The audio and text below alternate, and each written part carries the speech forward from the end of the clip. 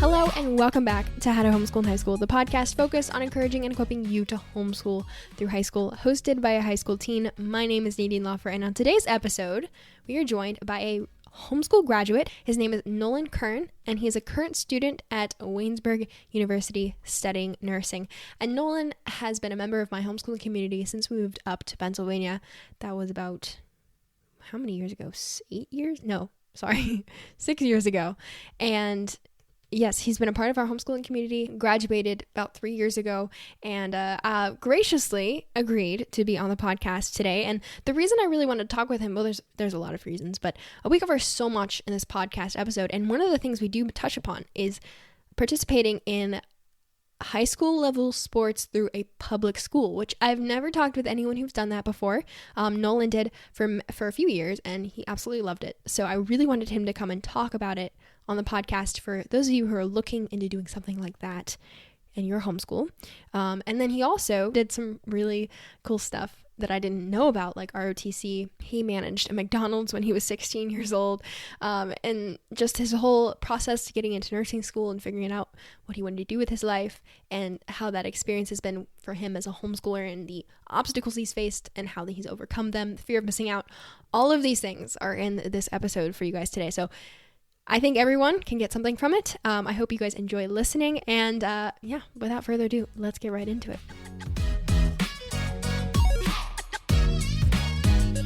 Welcome, Nolan, to How to Homeschool in High School. Thank you so much for being with us today. I love talking to homeschool graduates, so I'm sure we're in for a very good episode today. If you want to start and just talking about your family and how you guys got started homeschooling. Oh, perfect. Thank you. Well, thank you for having me. I'm really excited. This is my first podcast. So that's really exciting. So I come from, I'm the youngest of 4 boys, and we were all homeschooled by my parents. So my dad works full-time as a storage tank inspector for the Department of Environmental Protection for the state. And then my mom works part-time, and she's a paralegal for a law firm in Beaver. So often growing up, what would happen was my mom would work in the evenings, teach us boys in the morning. We didn't do any kind of like online. The only thing that changed is after 8th grade, so 9th through my junior year of high school, I was in a co-op program. So 2 days a week, I would go and take like my chemistry, like lab sciences. I would do a lab with other students. And first one was in Ohio, and the second one was down below Pittsburgh. But other than that, it was pretty much my mom and me. So that's awesome. So that was kind of like my background. And then were you ever tempted to compare your experience to other kids' experiences because you were homeschooled your whole life? I know I was public schooled for the very beginning, so I did know what it was like, but I didn't know if that was something that you experienced. Yes. Like I said, up until that time, about 8th grade was that period where I knew I wanted something a little different, or at least wanted to try something different. I will say, looking back now, my perspectives have changed totally from what they were, going into 9th grade, that, freshman year of high school. I was comparing myself, seeing the opportunities that public schoolers had in others, and just the abundance of them. And I think that's what I compared myself most to, seeing them being able to have opportunities such as just little things like the access to sports, the access to musicals and plays, just those activities they have at school that homeschoolers don't necessarily. We have to work, just a little bit harder to get those experiences. So I think I compared myself to public schoolers in that way, and looking for those opportunities. Yeah, I do definitely experience that in a lot of different ways, especially in that year, that 8th to 9th grade year. I think the first time I realized that my high school experience was going to be very different than a lot of my peers. Definitely. So how did you kind of work around that, or how did your perspective change eventually? So going in, I started working, let's see here. I started working at 15 at a Stables. Okay. So I worked there from 15 to right before I turned 16 or so. I worked for writing lessons. So that was really cool. But also around that time, some friends of mine who went to the Elwood City, Lincoln High School, wanted me to join the cross-country program, like the cross-country and track program. And I was really interested in that. So I I did. And thankfully, homeschoolers in PA have access to, um, you Hmm. know, those extracurriculars such as sports through law. Yeah. So I was able to join, and that kind of like opened up, I think that fulfilled what I was looking for and wanting, just that opportunity to run and do something with a big group of, other high schoolers, Hmm. getting that community. But looking back now, and I did a lot. My parents had me very actively involved. I was in a JROTC program called Civil Air Patrol from the time I was 12 till the time I graduated high school. Um, I was a manager at the local McDonald's in Elwood from the time I was 16 until I think I worked there until I was 18, doing those. And then I was running track and cross country. So I had a lot of exposure to a lot of just different areas. I was doing a lot of extracurriculars at the time. So definitely that was amazing. Um, I think my worries in eighth grade were kind of like taken care of with everything I was able to do. But looking back now, I wouldn't have traded my flexibility in homeschooling for that brick and mortar, and that structure that high school, a traditional high school would have brought. Yeah. So, Wow. Yeah, that's very similar to my experience too, that over the years, the Lord just provided all these different opportunities. And I think the mhm, key there is just to take them as they come. Like, yes, and definitely get out, definitely do some extracurricular activities. I think my parents pushed me to do a lot of that, that I maybe wouldn't have done without their encouragement. yes, So definitely. that definitely is part of it, but just taking advantage of all the opportunities. How did you become a manager at 16 at McDonald's? That's pretty amazing. Family legacy. Okay. No, I just so all three of my older brothers also worked at that McDonald's and were Okay. all eventually managers. Wow. So I was kind of they were looking forward to me coming and working Oh, there. I And love once I that. did, Yeah. I would just say being raised in the environment I was in a Mm. Christian family, responsibility and stuff, we took our jobs very seriously. Um, and not about anything boastful, but we took them seriously enough to care about our jobs. And so we were quickly progressed to the rank Mhm. of swing manager, um, which it was just, it was a lot of fun. But also at 16, it was a little kind of like I was interviewing people when hiring, and it kind of Wow. came with its own Mhm. little responsibilities there. So it was very interesting, but definitely it was more of having three older brothers who were there and knowing our family was what Mhm. quickly got me to that manager position. But it was a lot of fun. If you look in the Cranberry area, I am on a billboard on one of the Really? billboards. So Wow. I don't know if I'm still up there. I was there last year, so we'll see. That's crazy. Oh, how cool. And do you think what were you able to like work different hours because you were homeschooled? Is Yes. that So part of it too? that kind of all works into that flexibility. Mhm.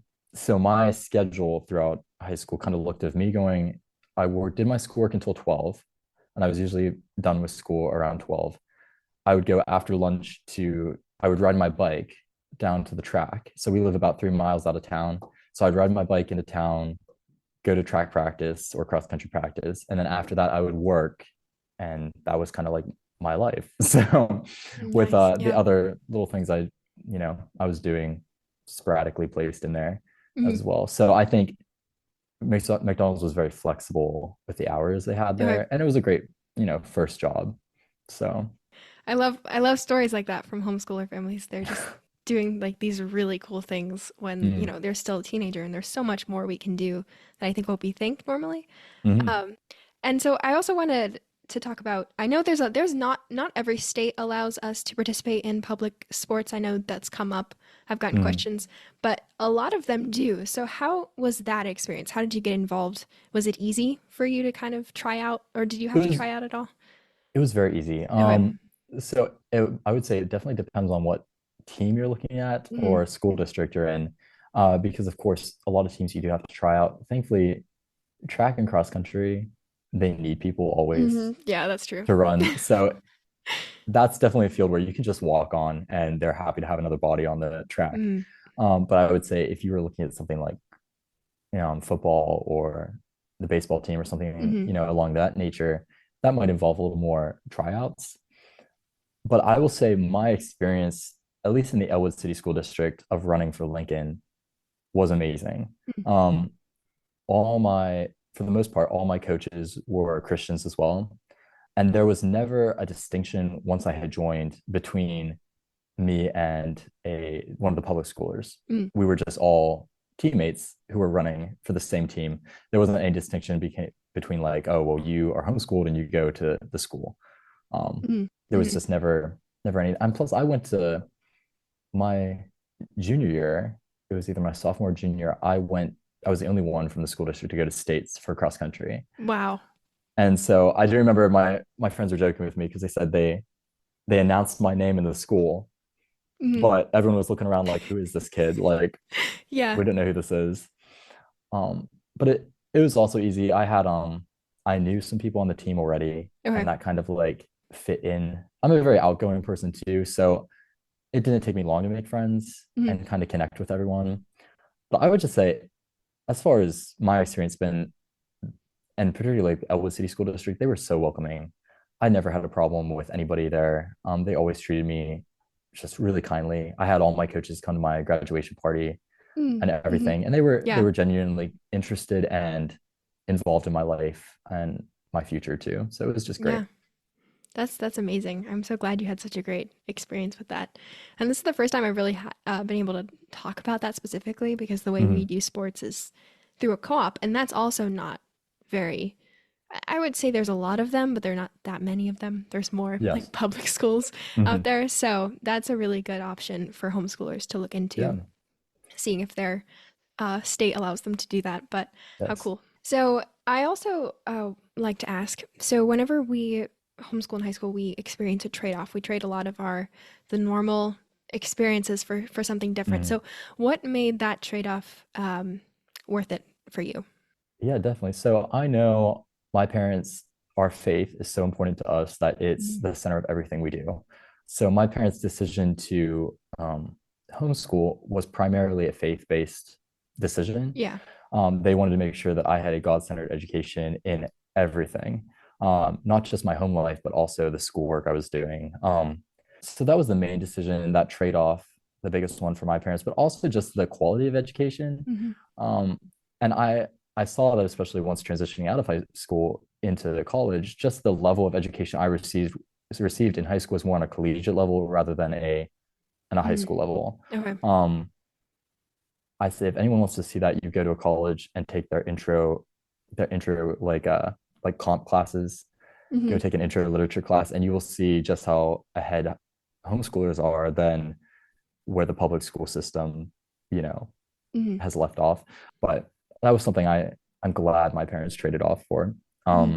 Just being able to have that, and then also the amount of attention I got in my own schooling.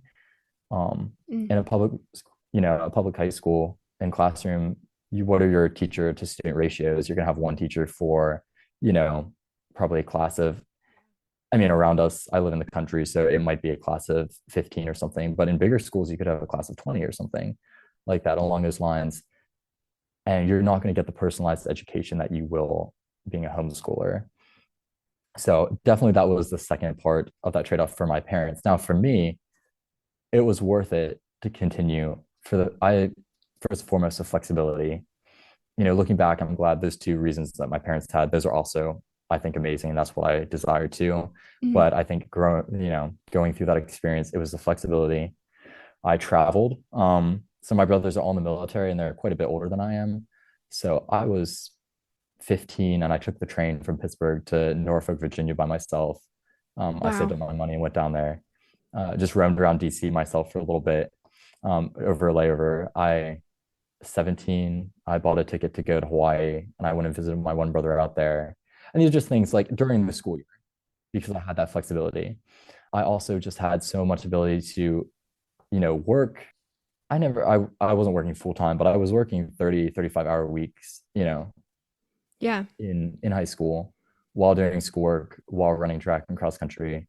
Yeah, definitely the flexibility for the first part, but also just being able to pursue the interests that I am. Of course, public Mhm. schoolers pursue their own interests, but you don't have that peer pressure Yes. when you're in high school to maybe not explore those areas that you necessarily want to. Mm-hmm. One of my friends convinced me to go to a a Jane Austen like dance Mm-hmm. one Yeah. of those years.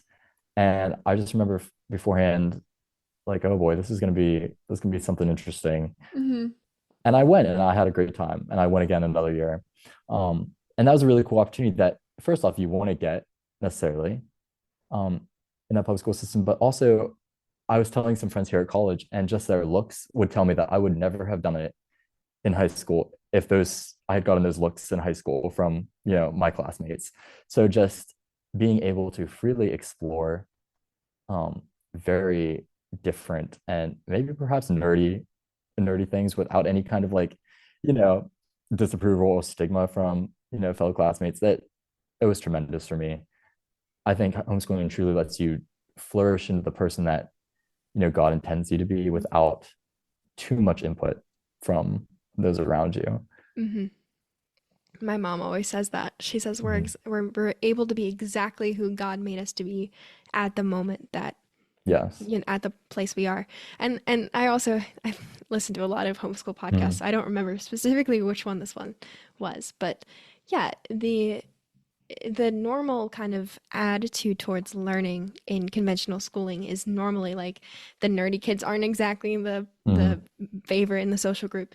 So overall, though, the homeschooling community, we like to talk about what we learn. We like to explore different ideas. We like to learn, we're not penalized as much for being nerdy and like Yes. enjoying learning. So I Mhm. love that community. To be around those people encourages me to continue to pursue studies and to talk about things I'm interested in with people who are interested in what I'm talking about. So I Exactly. love Yeah. that. I love that. And the Regency dances too. Yeah, they're It's such a like, strange, it's very like off the wall kind of thing, but yeah.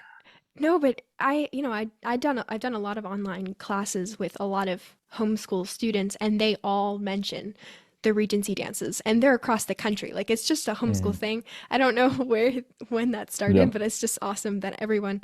And one of the girls in the class was like, "I didn't know other people did these. Like I thought it was just our community, and I'm all Yeah. the way across the country in Pennsylvania doing them." So Mhm. it's fun. Those are I've enjoyed those, but They are great. and so that kind of leads very well into what you're currently doing. You mentioned that you're in school. Could you just explain a little bit about how you like discovered your desire to be a nurse? Yeah, sure. So I go to Waynesburg University, and I am pursuing their my bachelor's of science in nursing. So I have my BSN when I graduate. Um, I guess how did I discover to be a nurse or that desire to? I really couldn't tell you.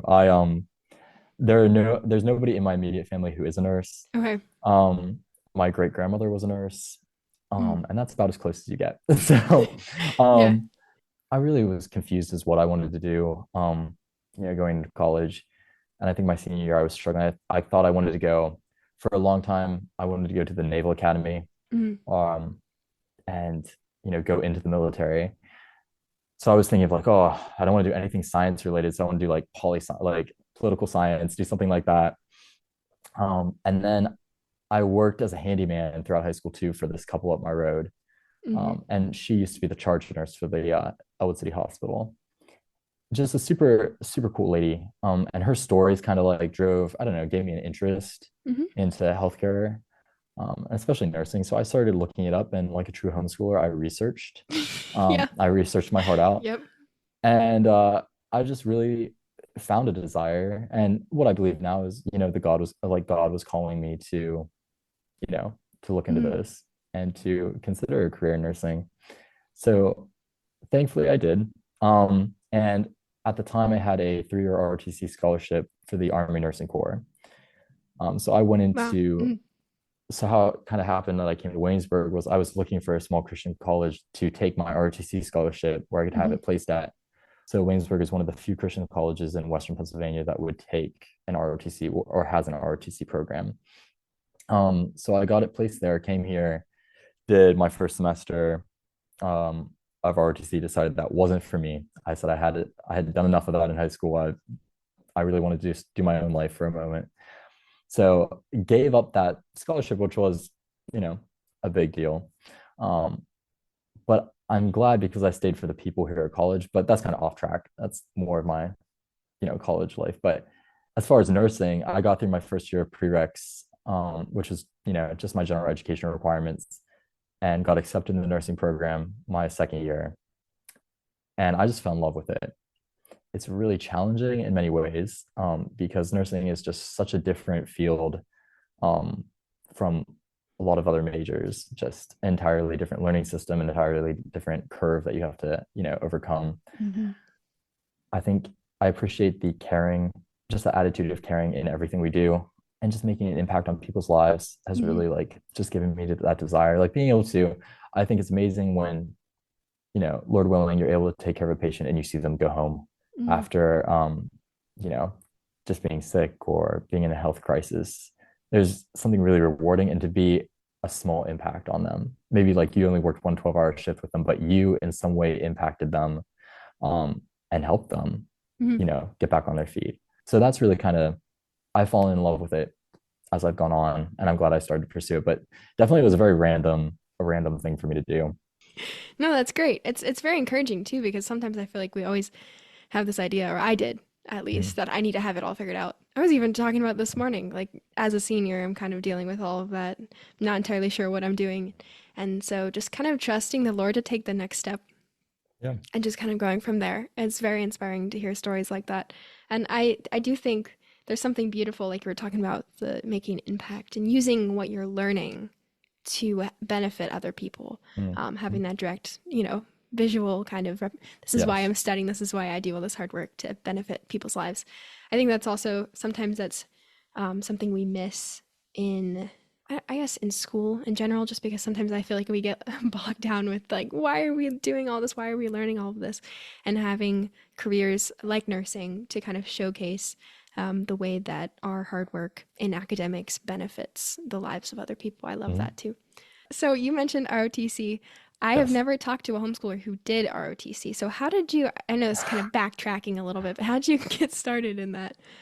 So again, my two of my older brothers was had joined the Silver Patrol Okay. program. And CAP is a JRTC program, but specifically it's an auxiliary of the Air Force. Okay. And it has a cadet side. So it has a senior member side where, Silver Patrol has, kind of two missions. So we're an emergency services organization. So when there is a plane that goes down in the United States, we have our own fleet of reconnaissance planes and like emergency Hmm. just surveillance that we can go out and find, or we do search groups. And that's where the cadet side comes in, that we just have, they're utilizing this program for students to be able to come in and learn emergency like services, Mm. leadership, and then just community service. So that's kind of like our three, along as far as like the cadet side. This is a Hmm. horrible explanation of it. You're A good. great program though. But as far as being cadet, you can join when you're 12, and that's what I did. Okay. I wanted to be like my brother, so I joined, joined and became a cadet at 12, Hmm. and it was an amazing opportunity. I met regularly, Hmm. every Thursday night, but it gives you an opportunity to learn how to lead, and develop some really good qualities, such as like leadership, volunteer service, excellence. All Hmm. those things that we want to see in people's lives, and they actually like give you a chance to put into practice every week. Um, and as far as like opportunities, I've flown, they have orientation flights. So I've flown a small plane, a single engine plane, Wow. about 8 times. I just had that opportunity Hmm. at 12, Wow. and throughout high school. I have Wow. flown the uh, Air Guards uh, helicopter simulators at Fort Town Gap. That's so Um, cool. I've gone at legislative days, down to the PA State Capitol, just a whole bunch of really cool Mm. opportunities that I've had from a really young age. And then I became the cadet commander of my own squadron in Newcastle.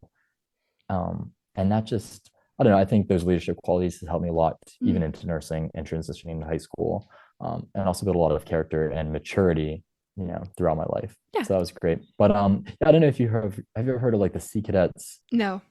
So that's another like junior ROTC program, but Okay. it's with the Navy. So they like JRTC programs for the Army exist in like the public school system and stuff, Hmm. but Silver Patrol is just the Air Force's branch. Were you doing it through a public school or? No, so Okay. it's its own organization. So Okay.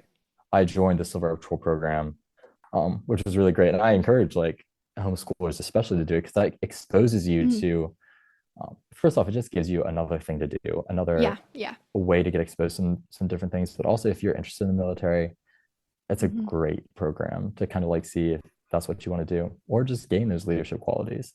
I I thought I talk. wanted to do it, Oh, go didn't ahead. really work out in the end, but Yeah, but sometimes I know with us and American Heritage Girls, which is our scouting Mhm. group, which is as close I think I can as I is another way of kind of doing that, yes, um, definitely, yeah. community service and things like that. We did it.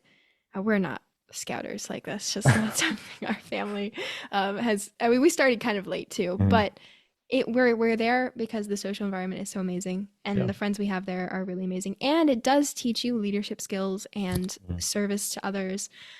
It's just a really great community of people, but it's not something that I gave 100% because I gave 100% to a lot of different things. Yes. So it's important, I think, as homeschoolers also to have those things that maybe we won't pursue forever, but they're good for us, giving us another thing to do Mhm. and also another place to be in and more things to learn. So that's awesome. My cousin was involved in ROTC and he also got a scholarship, but he was a public schooler. So I Mhm. was just wondering how, homeschoolers can get involved in something like that Yes. outside Yeah. of the public school system. So that's awesome. They have branches that exist separate. So Yes, cool. definitely. Mhm. And would you probably just find out online, I'm guessing. Yeah, so just look up Civil Air Patrol, and it'll come up with their national site, and you can type in your zip code and Okay. find a local squadron in the area. I know as far as like I know where we're located, it'd be the Newcastle Squadron. Mhm. Yeah. They meet right above Cascade Park, but there are Mhm. tons of squadrons all over the United States. Um, so definitely And a very interesting program to look up. yeah. Yeah. And that's how do you say it again? Civil. So Civil. Okay. yep, Civil Air Patrol. Civil Air Patrol. Perfect. Yep. Thank you. Hmm. Yeah, I'll definitely link that in the show notes for No, that'd be everyone who's great. Yeah. listening. Okay, back to nursing school. So we'll circle back. So as you've, I mean, this, wait, which year are you again I'm a in school? junior, so I'm Junior. finishing up my junior year. Mhm. Awesome. So have you seen any ways that homeschooling has benefited you in your life after high school? Oh boy. Where would I start? I'd say number one, just being able to manage my schedule.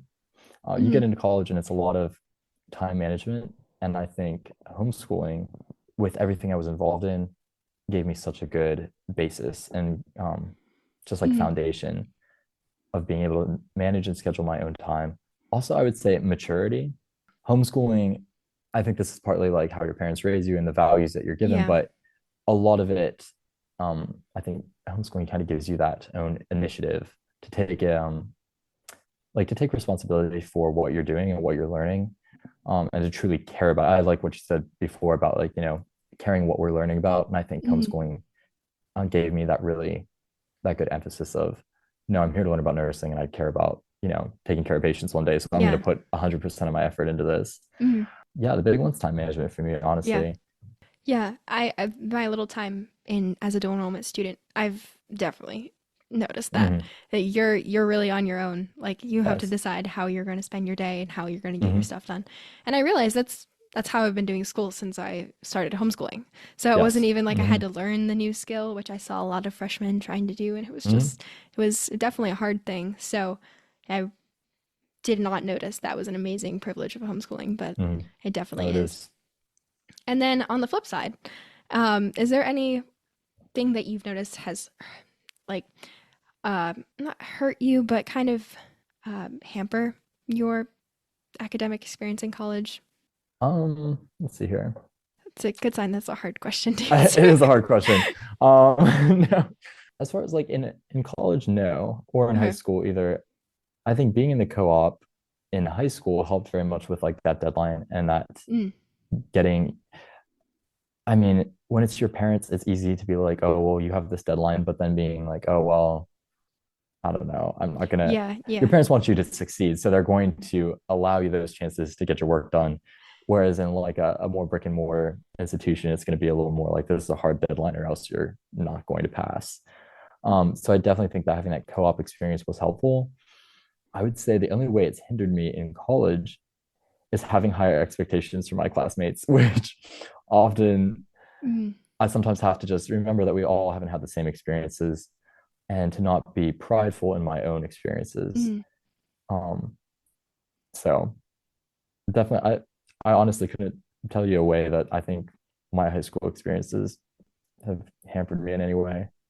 Oh, I'm so glad to hear that. That's awesome. And you did mention it. It does depend on, a large part on your family, Mhm. and what they're doing. But I see that families doing a wonderful job in a lot of the people and the Yes. homeschoolers I meet. So Mhm. that's very encouraging to parents. Just, continue to do that.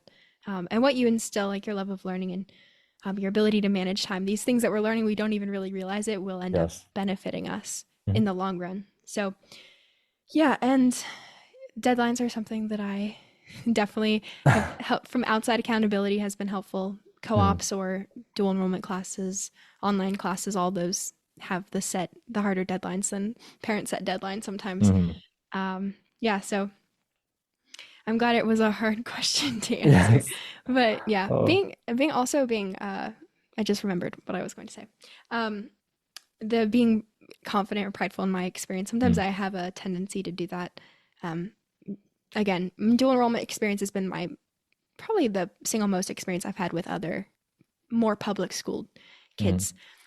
So sometimes I would see that something would come a lot easier to me than other people, and I just have to remember that I was blessed with an amazing Yes. academic experience, but not to get too prideful or Yes. confident No, in my definitely. experience too. So that's something that I definitely like to talk about and mention because it does happen sometimes. But and then I wanted to ask if you had any advice for homeschoolers looking to pursue nursing or a STEM degree specifically. I'd say look for opportunities to get that experience in high school through a shadowing program. Okay. I personally didn't do one, and I wish I had.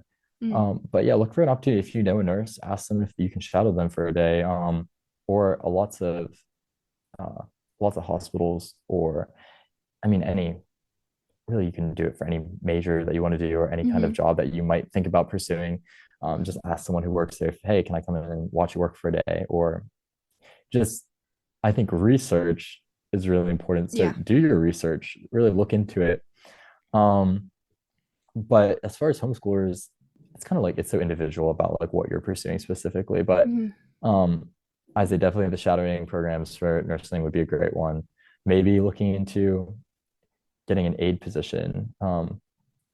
I think one thing I look up to a lot of people in high school who get like their EMT or their CNA, different positions like that, like aid positions or emergency responders, because those you can do in high school. It's a lot of work, but you can get them done and have the certifications. That gives you a step up with a lot of your basic courses. So yeah, maybe if you're looking at that, test the waters first before you go in to school for 4 years for it. An aid position is a pretty easy way to get into basic care of patients and seeing like, hey, do I really think this is for me or not? Um, I would also probably say, and this is probably general advice too, don't be afraid of a gap year. I had I had a couple friends who took a gap year in high school and worked for the summer, but then also just like really took that time to see what they wanted to do. And in my world, I guess not my world, but my mind, a gap year was scary to me because I was like, I'm going to be off track and I need to stay on track with and keep up with people around me. But don't be afraid to do that. Take your time deciding, um, what you want to do. Nothing scares me more than the thought of like changing my major halfway through school. But that's personally, some people don't have any problem with that. But I would just say, really think hard about like what you want to do or, what God is calling you to do. That's really good advice because I feel like we rush in sometimes to decisions we're not fully ready just because Yes. everyone else is going Mhm. and you want to kind of keep up exactly what you're saying. Mhm. Um, and I liked that. I did have one question. So sometimes I see students who do take gap year, it's harder for them to get back into Mhm. the pace of academics and the pace of college or school in general. Um, have you have you met anyone who's done gap years and had that problem, or is it not really something that people struggle with? Um, I'm personally, I haven't like of my friends who've done it, I haven't heard anything from Okay. them saying that it was a struggle for them. Um, I'm sure that probably would be. Mm, And I think a lot of people do worry about that too. mm, But with anything, I think the other thing could be said of after 12 years of school, is it, are you motivated anymore to do those final four that's years? true. Yeah. So kind of like, seeing, I think personally too, I see a lot of people in college who are just here to go to college rather than to like Mm, actually get a degree. Um, and I know a lot of people say, oh, go to college for the experience. Well, personally, I've come to the mindset of I love the experience of college and I think it's great. Love it. But I would never come to college simply for the experience of a mm, college life. Um, but I'm a very practical person too. So I just see yeah. that as a waste of like 4 years of my life. And a lot of Um, money. Yes. yes, and a lot of money. So I guess in my light, seeing a gap year is probably a positive thing. Yeah, sometimes stepping back and reevaluating and slowing down because you did Hmm. mention we're coming off of like Yeah. majority of our life has been school, so our Yes. clarity might not be exactly what we Hmm. want it to be or what we need it to be. So not being afraid to breathe for a moment or take a gap Exactly. semester if a year is like too much, Hmm. whatever it may be. And then I also wanted to touch upon your advice for nursing students to actually like, get actual practical experience in nursing. Yeah. I think your emphasis on research and experience is really good because sometimes I'll have a tendency to research things, and there's only so much research you can do before Mm. you actually have to try it or you actually have to Yes. see it in real life. So whenever you're preparing for a degree, or deciding, I'm more Hmm. of a practical person too, so I like to view it this way where we're making a large investment of time and money. So Yes. why not do the research? Why not try it out to see if it's actually something that you want Yep. to do so you don't have to switch your major halfway through college, Hmm. which would also definitely stress me Yeah. out. So, I'd say too, also like considering nursing in particular, mm, if you are considering nursing in any way, nursing is so marketable because there are so many avenues and different kinds of nursing to do. okay. You can be most patient-centered like care. You can be the one at the bedside doing the actual like patient care, or on the totally like different sphere, you can be doing informatics for nursing Mm, and be involved with programming nursing software.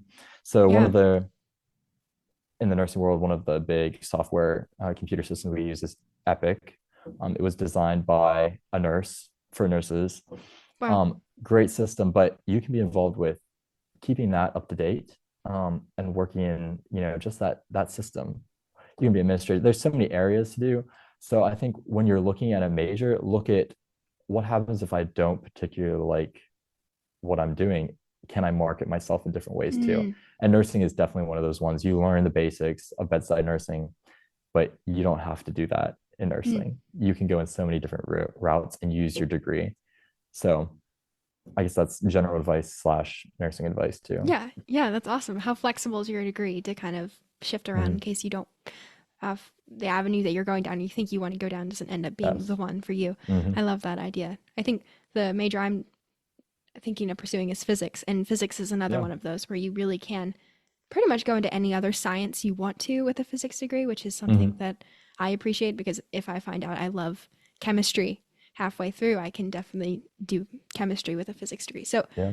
obviously I have to do more school, but you're still like on the same path. So that's another thing to consider for college. That's a There you that's go. a good piece of advice Yeah. for sure.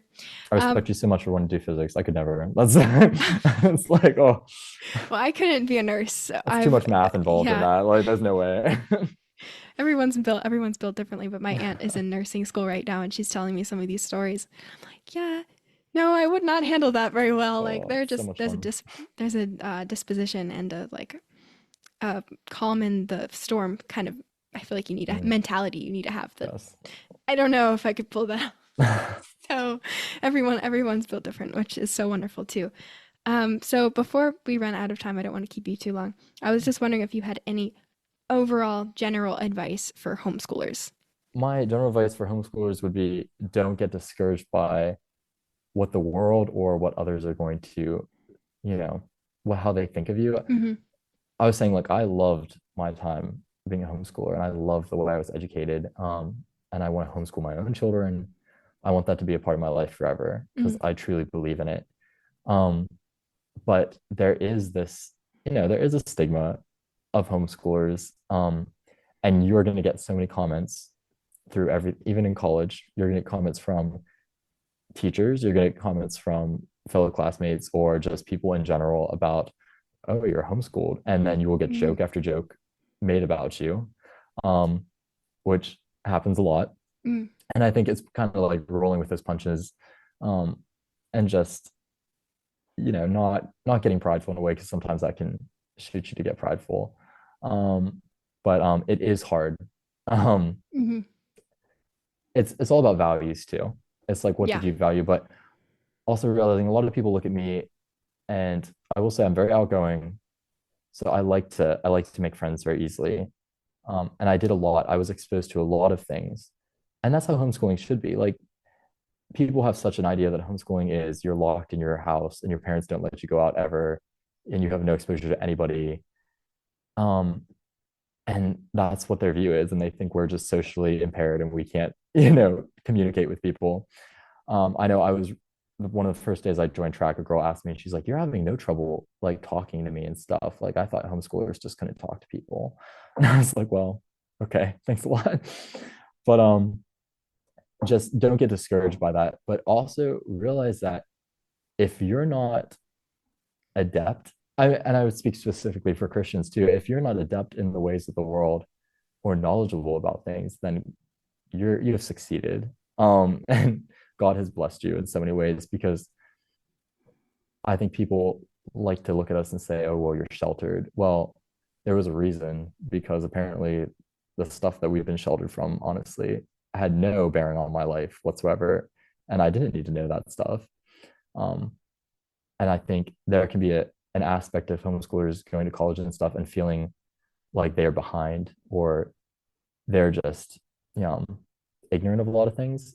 And there's a reason. And it's usually good reasons that you're ignorant of a lot of the ways of the world, I would put it.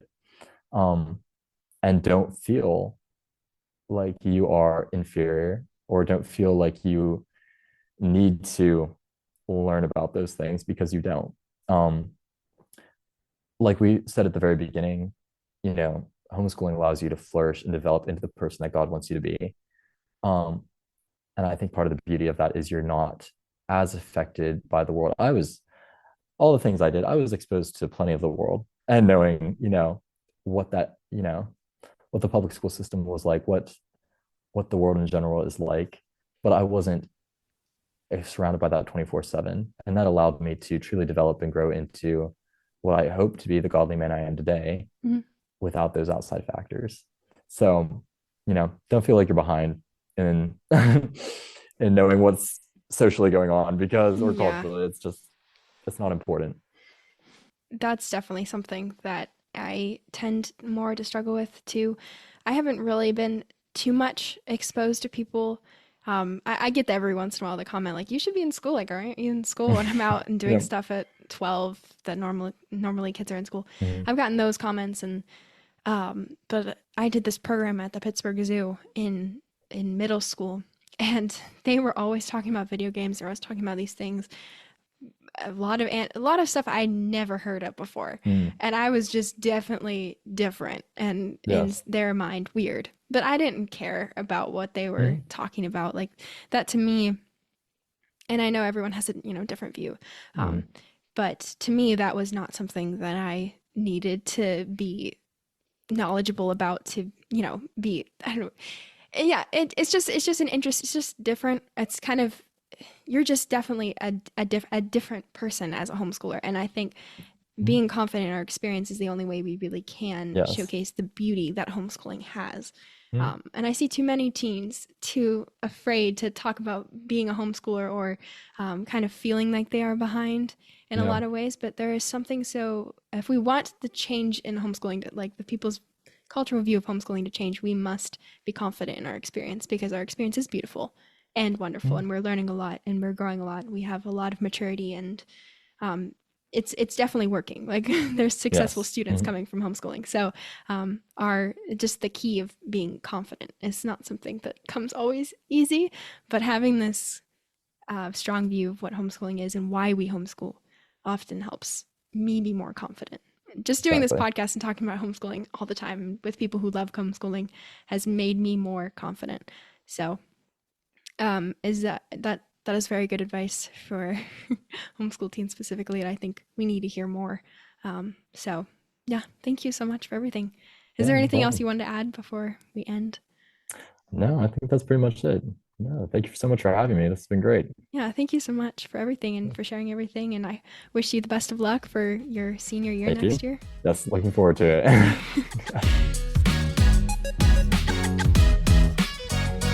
So that is it for episode number 41. Thank you guys so much for listening. And I want to take a minute to thank Nolan for taking, I think the original interview was about an hour long. So for taking an hour out of his very busy college schedule to come and talk with us and encourage us and just share his story. As always, I appreciate every guest that I have on the podcast, because the more we talk about homeschooling, the more we share stories, the more we encourage each other, we realize we're not alone.